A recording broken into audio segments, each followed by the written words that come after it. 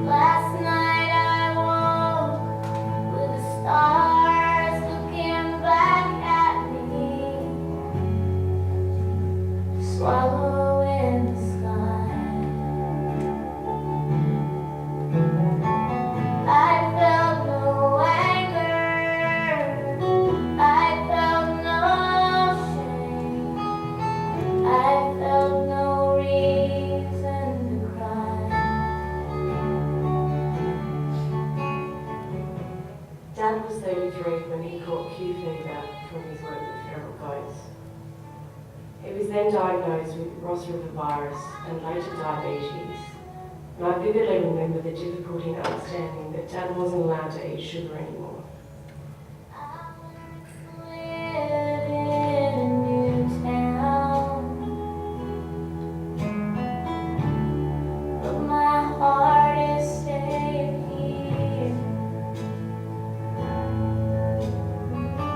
The drought of 82, the drought of the 90s, absurd interest rates and abysmal wool prices had a profound impact on my family and my livelihood.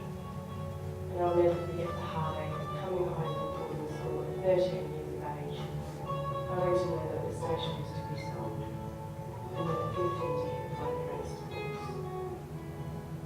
The collective impact of Q fever Ross River, diabetes, drought and divorce. Further, Dad was later diagnosed with kidney failure, heart failure and multiple amputations. And after 23 years of unrelenting illness, he was deemed permanently disabled at the age of 56.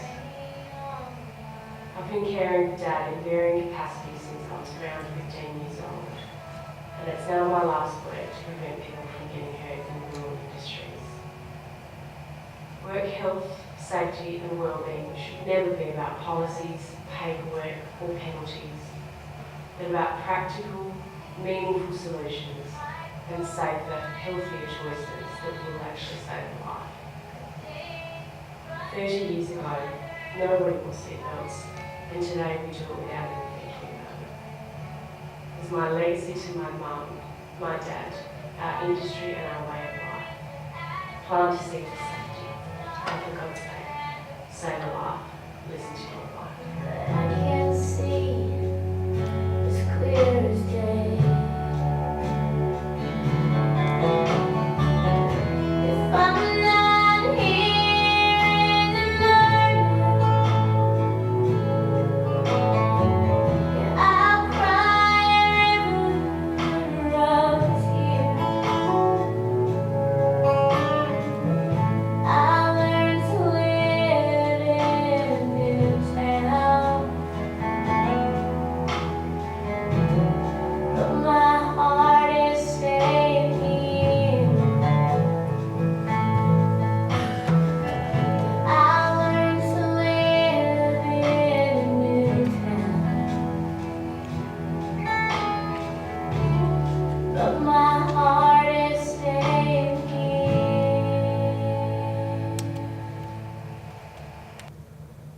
All right, that's the hard bit.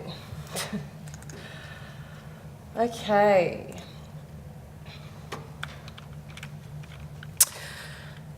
Dad was rendered permanently disabled at the age of 56, and as the eldest sibling and the next woman in line after my mum left, I've carried the weight of responsibility for overseeing his health since I was around 15 years old. And based on chats I've had with others around my age, I don't think I'm the only one to have done so. Because 8 times more people are hurt in rural industries than in any other industry nationwide, and a staggering 93% of them are men. When my dad passes away, he won't be accounted for in these statistics because, like many of you, he'd probably rather stick a pen in his eye than talk about his suffering, because he's tough as nails and because he wouldn't want people to fuss. The problem here is even bigger than we think it is. But what if he was compliant? Would that change where he is today? My name's Alex Thomas, and as a work health and safety consultant, an eternal empath, a wild extrovert, and a part-time carer for my disabled dad, I'm here today to tell you that paperwork doesn't save lives, to reinforce that you already know what good work health and safety looks like, and about just how critical your role is in planting a seed for safety and in helping to prevent people from getting hurt in rural industries. Compliance is a dirty word. To be compliant with work health and safety legislation is more often than not assimilated with paperwork, penalties, policies, procedures, box ticking, dust collecting, perceived as costly and convoluted, and yet we forget that the intent of compliance is simply, just don't kill someone. Now, I'm incredibly fortunate to be a co-investigator on a research project with a Doctor of Sociology that's allowed me to explore what's been done on an international scale to try and prevent people from getting hurt in ag. And what we've found is that the vast majority of what's been done has come in the form of classroom-based training, forums, and fact sheets about safety equipment. Which leads me to my next point, which is that while this approach, while incredibly well intended, has done 2/5 of 5 parts of bugger all in actually reducing the number of people hurt. Something obviously isn't working here, and yet we've been down this road before. Put your hand up if you wear a seatbelt everywhere you go. Awesome. Only on the bitumen? And 30 years ago? So 30 years ago, nobody wore seatbelts. Drink driving was as common as a farmer whinging about the weather, and smoking was still an accessory. So what's changed? It's now socially unacceptable to partake in these things. Our individual belief systems on what is okay versus what is not okay have changed. And let me give you the hot tip. It's not because we sat in a classroom for an hour. It's not because we read a fact sheet. And it's not because we're going to get a slap over the wrist from the local copper. We have been influenced by those around us to make safer choices. Now, I've spent a lifetime watching, revering and learning from you, our rural men and women. And despite the common notion that some of us have been doing it this way for years, to the contrary, we are brilliant problem solvers. We're self-professed mechanical, civil and structural and environmental engineers, and most of the time, there ain't no problem too big or too small that we can't fix, or if you were my dad, at least with wire and duct tape. On a broader scale, we've successfully navigated complex challenges like market access, transport, biosecurity and natural resource management. The rural community spirit is second to none, and it has seen us survive more adversity than the majority of our metropolitan neighbours. We're some of the most resourceful, capable and conscientious people this globe has to offer, and we are already perfectly equipped to reduce the number of people hurt in ag. Because, and here's something your average safety professional won't tell you, is that most of the time, things go right. Most of the time, people don't get caught up in augers. Most of the time, you'll get away with working a 20-hour day and not have a fatigue-related incident. You can weld without getting welding flash, and you can use a Coke bottle to decant chemicals without someone choking on a mouthful. However, that is not to say that there isn't room for improvement, because after all, our industry is losing 8 times more people than any other industry nationwide, and 93% of them are men. What it does mean is that the proof is in the pudding. Our industry already has the solutions right at their fingertips. It's in turning up the volume on what's already working well, in harnessing our innate engineer and our relentless desire to constantly improve and to survive, that is our capacity to lead change, which is why we're all gathered here today. Routine maintenance for all equipment, vaccinations against Q fever, guards around augers and winches, and regular comms for remote work. Now, I don't profess to have any kind of silver bullet for how to inspire 60-something-year-old Trevor, who has been doing it this way for years, to become some kind of safety activist. But what I do know is this. If Farmer Max, who's been working on the land for over 5 generations and is considered by his peers to be the tall poppy in the district, decided to buy a brand new, state-of-the-art header that's bigger and better than everybody else's in the district, then there's a damn good chance his neighbour Farmer George will be perving on it from over the fence and will start thinking, or at least dreaming, of doing the same. If we actively support more people from the agricultural research industry, like each and every one of our presenters here today, to showcase their stories of having embraced vulnerability upon experiencing a serious workplace incident, then perhaps our industry will become more comfortable with the idea that it's absolutely okay to talk about when things go wrong, and even better, to share those learnings with the wider ag community. If we raise the confidence of rural women, and forgive me, I had to plug that in there, to spend less time on Google trying to work out what it means to become compliant, but to speak up and to have conversations about the risks in the workplace that could actually take a life, then perhaps there will be more guards on augers, more regular comms for remote work, and more conversations about mental health.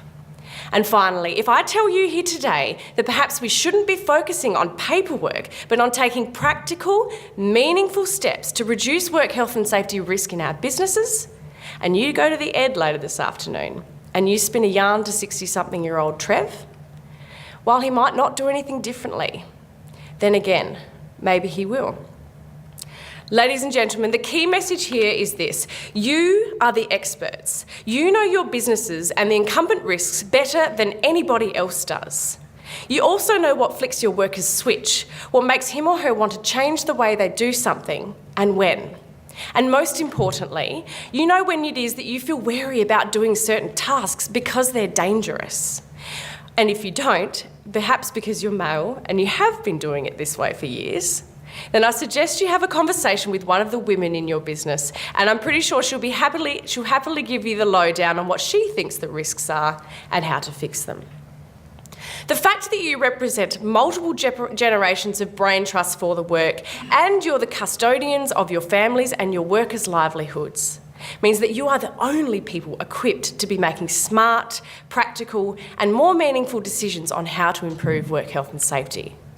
So just to emphasise the point around practicality here, ladies and gentlemen, we don't want to talk about high-vis vests anymore because they're not actually that great at saving lives.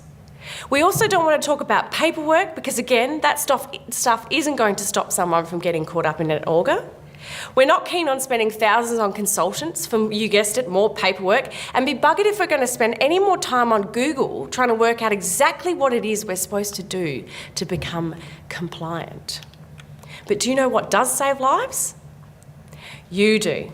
Men and women who are prepared to plant a seed for safety, to have an ongoing conversation with your workers, your partners, your friends, your children, the neighbour, the contractor, the insurance agent, the industry association or the grower group about what the risks are in our industry and about what's working well and about how that can be amplified.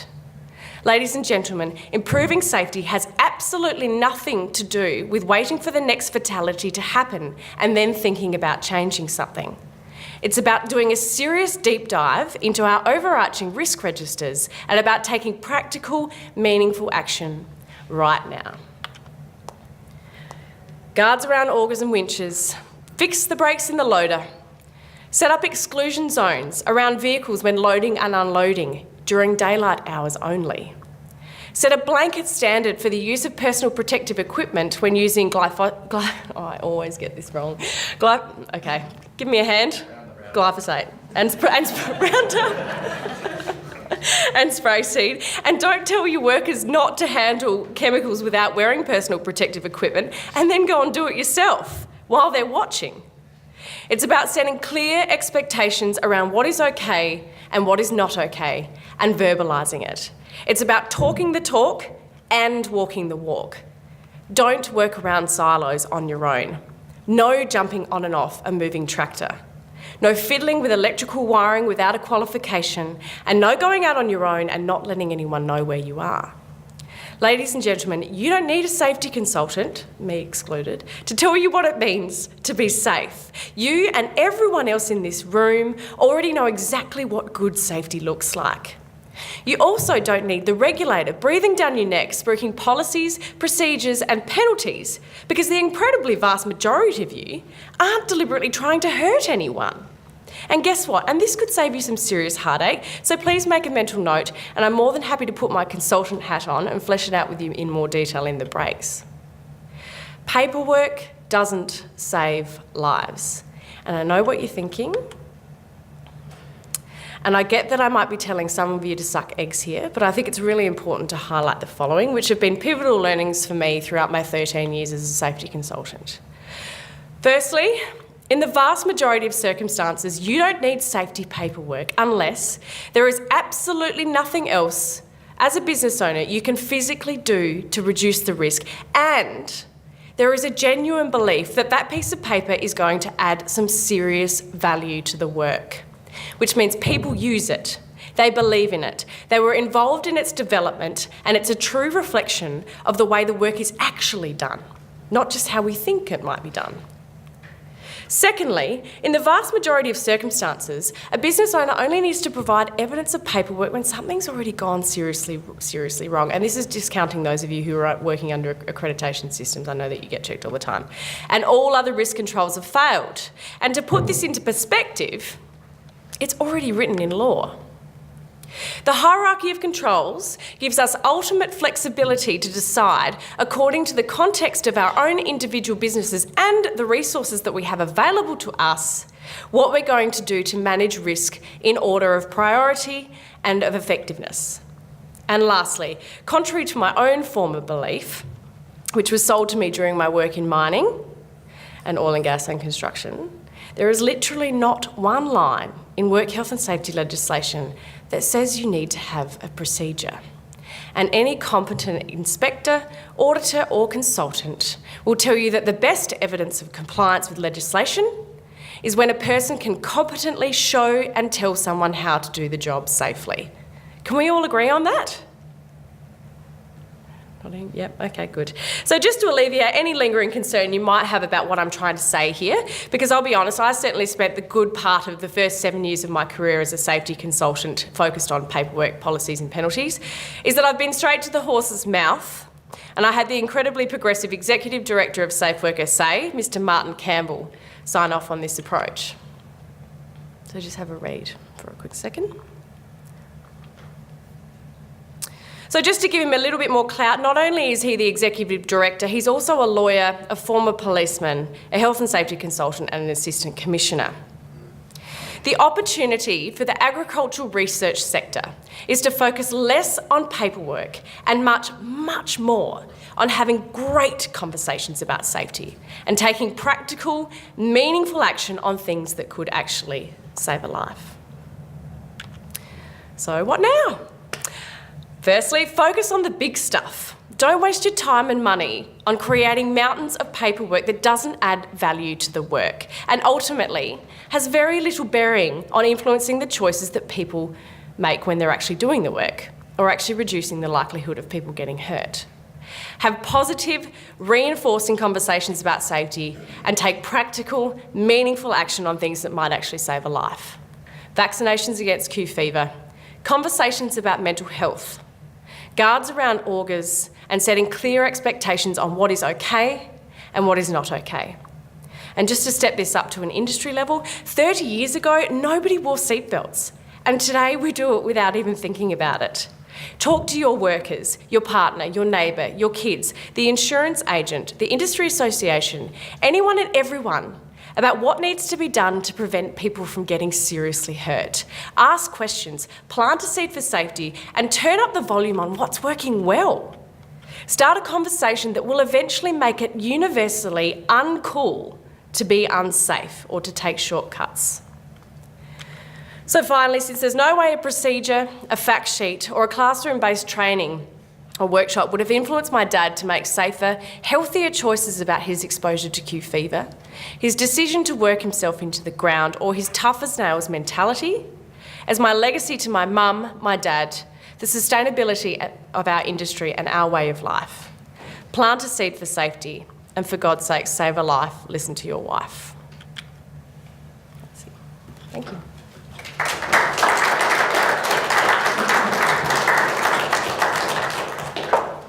Thank you, Alex. We've got a couple of minutes.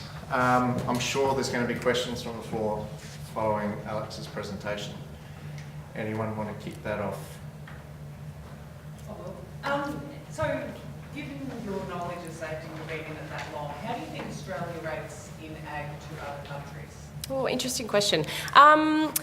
I did some studies on fisheries in Australia versus fisheries in Norway, which are kind of not ag, but same but different. And we are a little bit behind. Norway seems to be a little bit in front, but I think marginally, we're all in the same bucket. And I think the reason for that is that obviously ag, fisheries and forestry are predominantly small family businesses. And the flow-on effect from mining, construction and oil and gas sees that the regulator and everyone else in this space treats small family businesses as if they're a massive corporation. And that approach doesn't work. So that's where this stigma of paperwork comes along rather than targeting the hearts and minds of the people that are actually doing the work. Does that make sense? Go. Firstly, congratulations on the presentation. Thank you. Very moving and inspirational. A good challenge you put out there around paperwork. Yeah. I work for a big corporate organisation that loves generating paperwork. Yeah.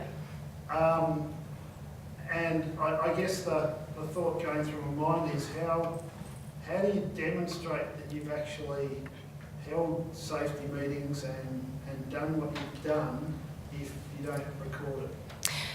Well, what's happening in your safety meetings that's adding value to the business? Because that's the most important thing. I mean, it depends if you're talking about compliance with legislation and you're attaching it to safer outcomes, or you're talking about meeting accreditation criteria.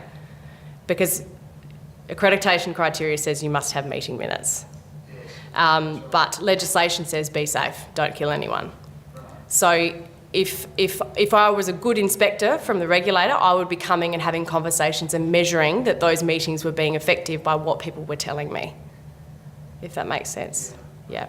So bigger corporations are an interesting one because if you look at safety research, there's a lot going on, and I can shoot some models and stuff at you, but it's probably not going to make much sense. But fundamentally, mining, oil and gas have been on this journey of cultural maturity for the last, let's say, 20 years. And they've gone big stick, big stick, big stick, paper, paper, paper, paper, paper. And then they've gone, wow, this is not working. Culture of care. We need a culture of care. So they are going through this decluttering process now of stripping back the bureaucracy to what is actually meaningful and what works well. But the safety profession, the regulator, insurance, that whole gamut of people that are talking about safety are still talking about paperwork. So we have definitely got a lot of work to do to kind of debunk that. But if you go straight back to the legislation and what that says, the emphasis is not on paperwork.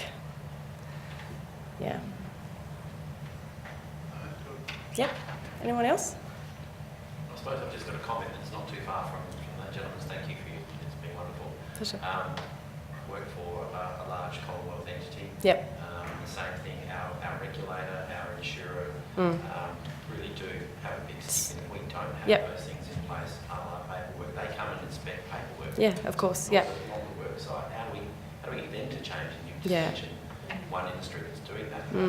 Certainly where I come from, that's we're not there yet. Yeah, it's really challenging.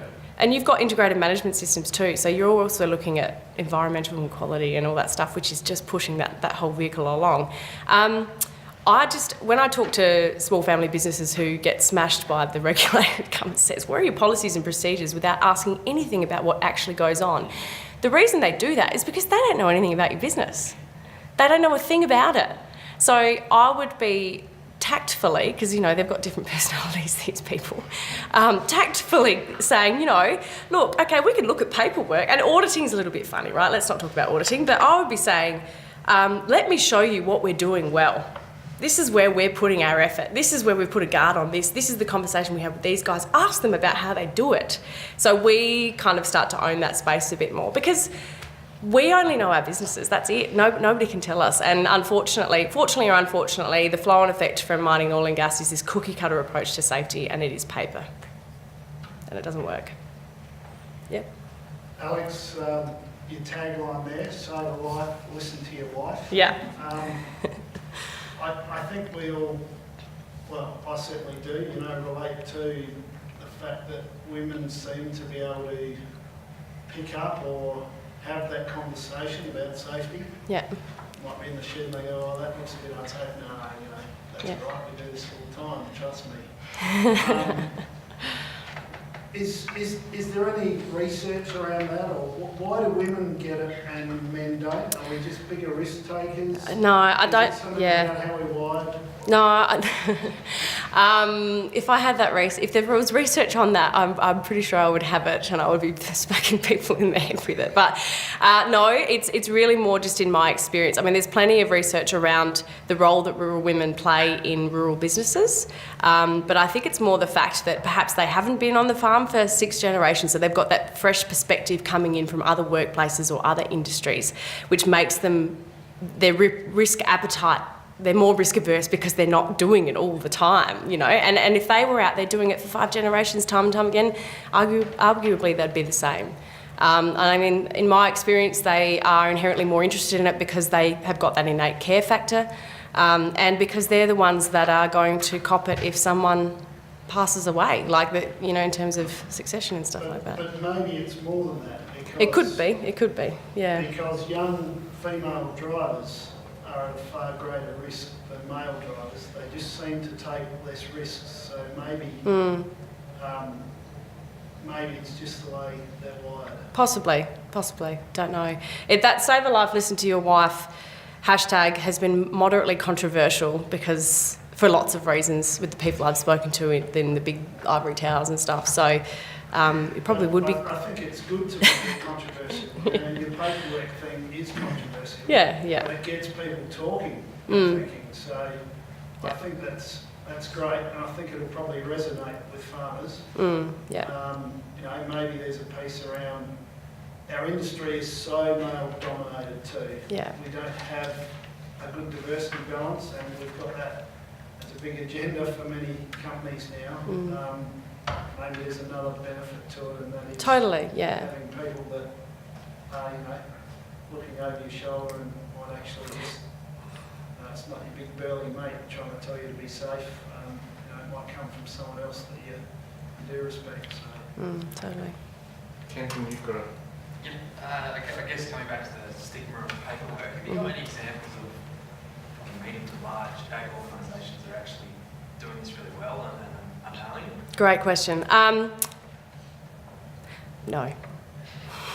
Because, ag are very much at the start of their journey with this, and they're running the risk of falling into that big stick compliance paperwork trap like lots of other mining, oil and gas businesses who have already been there before. So I guess one of my main premises is to help the industry circumnavigate that and just get to the good stuff. But it takes, I'm not only working with you guys, I'm then having to have conversations with the regulators so they can get their shit together, for want of a better word, and safety professionals who are often the worst. So you would have seen, there's plenty of people out there trying to sell stuff. Oh, we'll give you this management system or this app, and you won't get a penalty, and this will solve all your problems. And anyway, so lots of work. We might break there. Yep, Anna. sure. Thank you so much. Pleasure. We're going to hear a lot more from you for the rest of the day, so I'm looking forward to that continued involvement. Certainly thinking outside the square and makes me as a business owner really review how we go about things. With our incident in Wagga last year, the first thing that they looked at was compliance, and they came in the big stick. And I guess coming through that whole thing and seeing Steph get back to work and back to full health, it's more of a leadership and cultural thing that we have to move to, and I totally get what you're saying. It's going to be a tough journey. It doesn't require us to change, like you highlight, it's the regulators also need to be on board with that. But Martin said it, that was why I went to him, because I appreciate that the regulator is part of the problem, and they have to work very hard internally to get rid of their dead wood and change their message as well. And he's 100% behind that, but he's only been there for less than 12 months. And he is a progressive, so. Yeah, it's I think a journey we have to go on, and it's so good that we're having these conversations now to initiate that. Thank you both, Dave and Alex, for this morning. Some great food for thought. We'll break for a 15-minute, 20-minute morning tea session now out in the foyer. Look forward to coming back in, and we'll move on to the second part of today's presentations. Thank you.